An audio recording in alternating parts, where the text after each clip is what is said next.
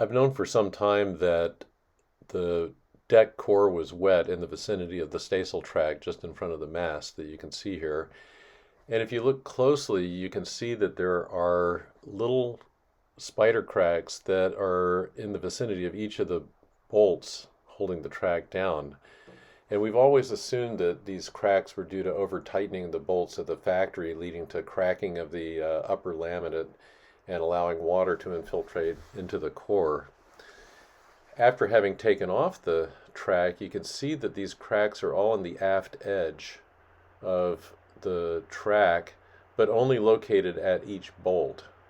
Also, the track was bedded with 5200, and getting it off was a real bear. You can see that some of the laminate actually, so the gel coat came off with the 5200.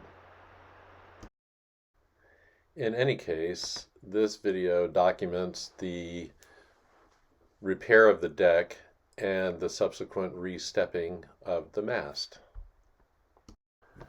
I thought about doing this job myself as a DIY project, but I didn't really have confidence that I could achieve a good aesthetic result in repairing the gel coat on the deck when I was all finished. So I decided to hire a very well-known fiberglass guy in Rock Hall named Ricky Nordoff.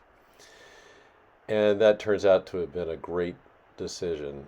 Ricky did a great job of identifying where the wet deck was, cutting away the upper laminate, scooping out all the rotten plywood, replacing it with Kusa board, which is a synthetic material that won't be subject to rot in the future. He bedded it with vinyl ester resin, and then laid up about 8 layers, I think, of fiberglass on top of that, and finished it off with gel coat. And you can see here that the result is just incredibly good. There's no possible way I could have done as good a job of color matching and texture matching the non-skid. So hats off to Ricky. The guy is an artist with gel coat. And if you're paying really close attention, you'll notice that we changed the non-skid pattern. We left the staysail track and the surround of the mast partner smooth and not non-skid, and that way when we go to rebed the partner and the track, they'll go down on smooth gel coat, and the bedding won't have to contend with the topography of the non-skid.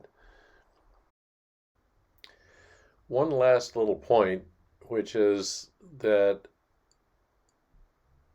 if you look from underneath, the resin that Ricky laid down came through the lower laminate in several places, and I don't know if I should be concerned about that.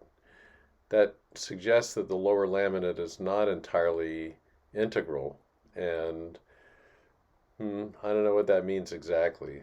The other issue, of course, looking from here, is that I had to take out the headliner to get access to the bottoms of all the bolts, and that leaves me, the DIY guy, with a pretty big project of replacing the headliner.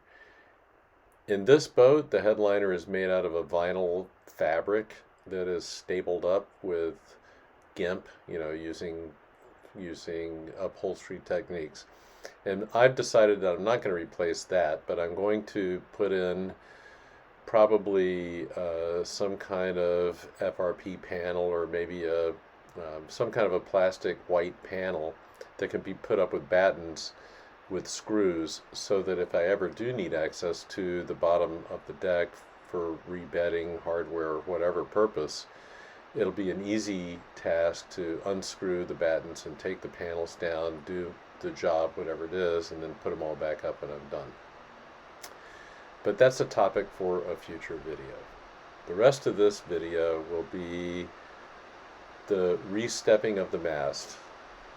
Always an exciting day.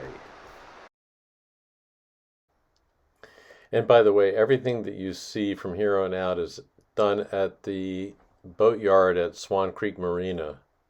These guys are consummate professionals. I would recommend them for any big jobs you guys might have on your boats. I've been totally impressed and very happy with their work.